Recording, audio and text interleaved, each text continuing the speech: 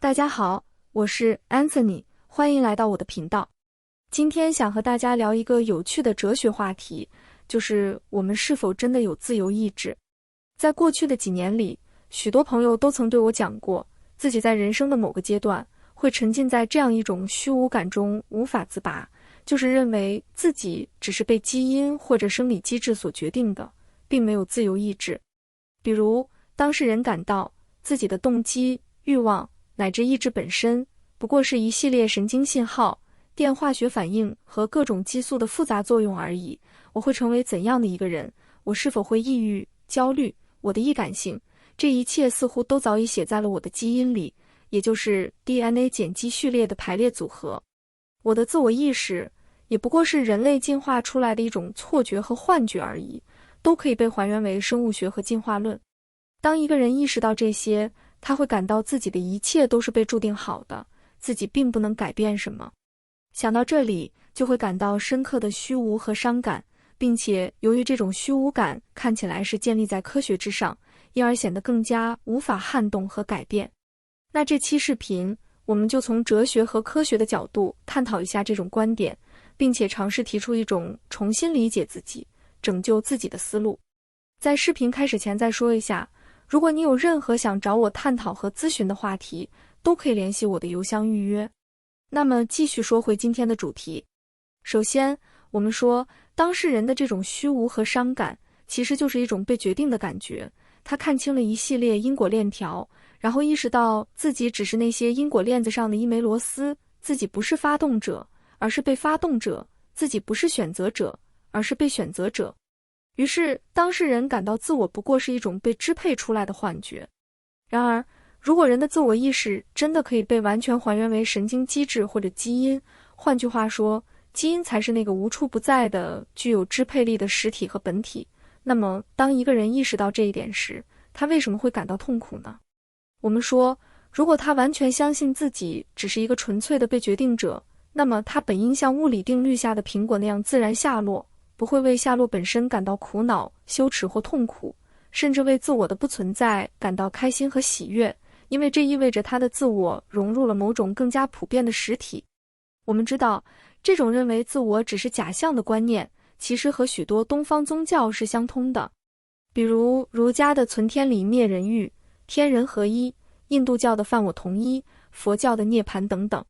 儒家的这种思维，我们之前讨论过很多次，大家比较熟悉。印度教的犯我同一的境界，其实也是一种自我意识的否定和寂灭。我的身体、情绪、思想都是幻象，真正的目标是通过弃绝这些幻象，实现与梵的合一，也就是梵语 moksha 这个词的意思就是解脱，使生命脱离了生死轮回和各种由自我带来的痛苦。印度教把摒弃一切欲望和意识视为神圣的事情。比如，印度社会有大量的苦修者，他们希望通过痛苦的修行来实现这种精神上的解脱，以至于每年都有一些印度人饿死。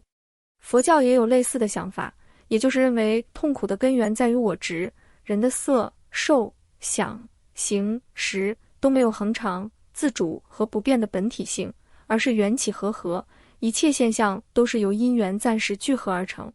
如果我的五蕴没有任何一个具备实在性，那我就不是一个独立存在的实体，而只是一个虚构的、被命名出来的组合而已。就连我想得到涅槃，那还是我执的变形，所以破除了这些执念，心中就能没有挂碍和恐惧，才能真正达到涅槃的境界。我们现在要体验这种境界应该是比较困难的。如果大家想短暂的体验一下，可以去看一部韩国电影《春夏秋冬又一春》。在电影中，时间的流动不是线性的，而是循环的。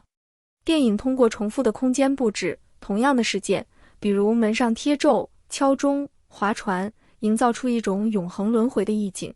看完之后，你会有一种100年只是一刹那的感觉。人不需要意义感，也不需要救赎，只剩下一种彻底的虚无和宁静。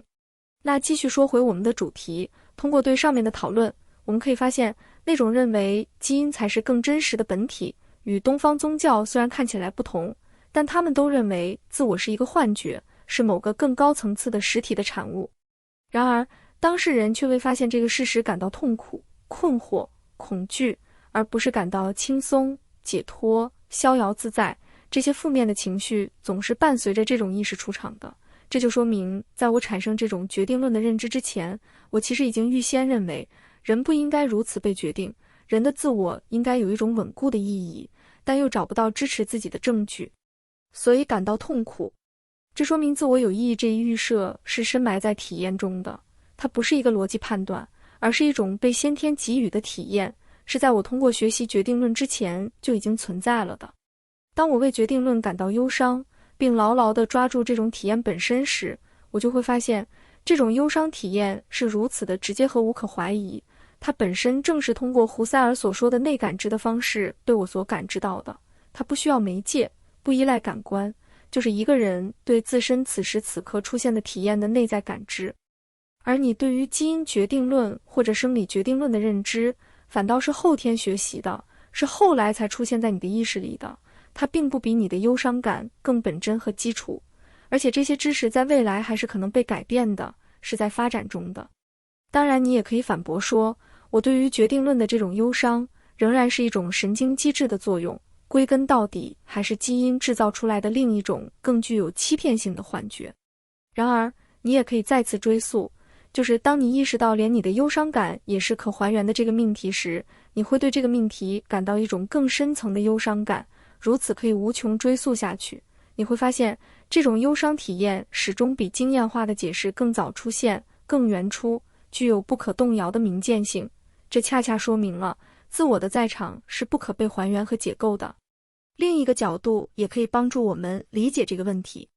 我们可以发现，不论我们是不是一个基因决定论者，也不论我们的文化水平如何，信仰何种宗教，在现实中，我们总是会默认他人是有自由意志的。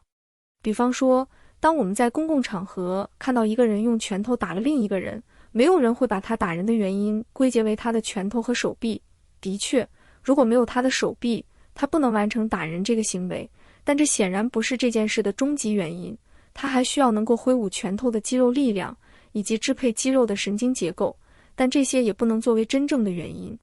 他只是完成这一行为的生理基础。如果这个打人者辩解说，是我的神经机制，是我的杏仁核做的这件事，不是我做的，我想没有任何一个人能接受和认同这种说法。那如果继续往前追溯呢？比如为什么他的杏仁核会活跃？这可能是因为受到了肾上腺素等激素的调节，那肾上腺素的水平又与酶的活性相关，酶的活性又取决于它的基因的表达。至于为什么它会有这样的基因，以及为什么它的基因会这样表达，这又可以追溯到他的父母、祖辈的某个基因突变。最后，我们甚至可以追溯到宇宙大爆炸，是最开始的粒子碰撞导致了这一切。但这显然是荒谬的。大家总还是要把他打人的原因追溯到他这个人本身，是他自己想干的。这个本身其实就是他的自我，而这个自我必然不是某种物质实体，因为如果它是一个物质的实体，那就总还可以再去追溯它的制动因，也就是追问谁推动了它。黑格尔在《小逻辑》这本书里批评当时欧洲流行这样一种观念，就是单纯机械式的认识方法，比如把血液循环的有机过程仅归结为心脏的收缩。黑格尔说，这种形式主义在寻求充分具体的概念式的知识时，仅仅满足于抽象的根据，而更为深刻的思维方式则是不满足于停留在制动因，而是要达到目的因。光、热、湿气等虽应视为植物生长的制动因，但不应视为植物生长的目的因，因为植物生长的目的因就是植物本身的概念。当然，黑格尔的这种思维用在自然科学领域是有风险和不太合适的，但应用在人的精神领域就非常深刻了。因此，不论我们认知上是否认同人有自由意志，在现实中，我们总是会预设了他人是有自由意志的。这个自由意志就是一种始因，也就是初始的原因，是不可再往前追溯了。它能独立地开启一条因果链，也只有自由意志能作为一个行为的终极的承担者。当然，你可以说他之所以做坏事，是因为他遭受了某种不可抗力，比如受人指示、被人胁迫，或者受到蒙蔽和欺骗。再比如，他这个人有 PTSD， 曾经遭受了某种童年的创伤等等。但当我们这样解释时，我们仍然是认为他没有行使自由的能力。但这反而说明了我们总是默认一个人理应能够自由地决定自己的行为的。更重要的是，这一切外在的心理学的解释并不具备物理学等自然科学的那种决定性。这就涉及了另一个话题，那就是人的行为具有反身性。当一个人意识到某种心理学规律后，即使他之前的100次行动都是符合规律的，那么他下一次也可能偏离这条规律。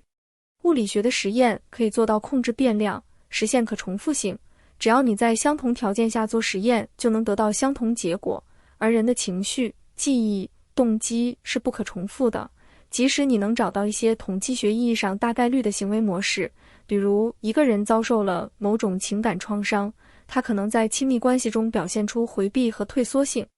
但这也只能说是一种开放性的理解问题的框架，而完全不具备自然法则那种刚性的因果机制。因此，心理学是诠释性的，而非演绎性的。你可以根据数学和物理定律计算某个物体的速度，但你不可能根据一个人遭受了某种创伤，遇到了一些挫折，就能像做数学题那样计算出他明天一定会做什么。你只能通过经验性的、情境化的方式去接近他，把它当作一个主体而非客体去理解它。正如我们在讲统计学思维的那期视频里所说的，实证主义和自然科学需要建立在一系列可观测、可操作的标准之上。然而在涉及到人的精神现象时，这种思路就会常常造成一种肤浅。在实证主义看来，客观规律不依赖于观察者的主观经验而独立存在，并可以通过实验验证。然而，对人的心理现实而言，客观标准本身是没有固有意义的，它是通过每个人的内在经验、情感需求以及价值观进行赋值的。这种主观意义比客观标准更重要的现象其实是非常常见的。即便从实证主义的角度看，我们也无法否认主观感受和意义在人的精神领域的关键作用。比如社会支持理论告诉我们，个体主观上体验和感知到的社会支持常常比那些可量化的、可见的社会支持在成长中发挥更重大的作用。统计学思维并不关注数字之下个体赋予的独特的内在意义，甚至认为这些因素不够科学，将个体经验的深度和独特性视为某种需要被剔除的因素。结果是，统计学思维只能关注那些最外在的标准和可被量化的指标。这些统计数据或许是完全正确的，但对当事人而言又可能是毫无意义的。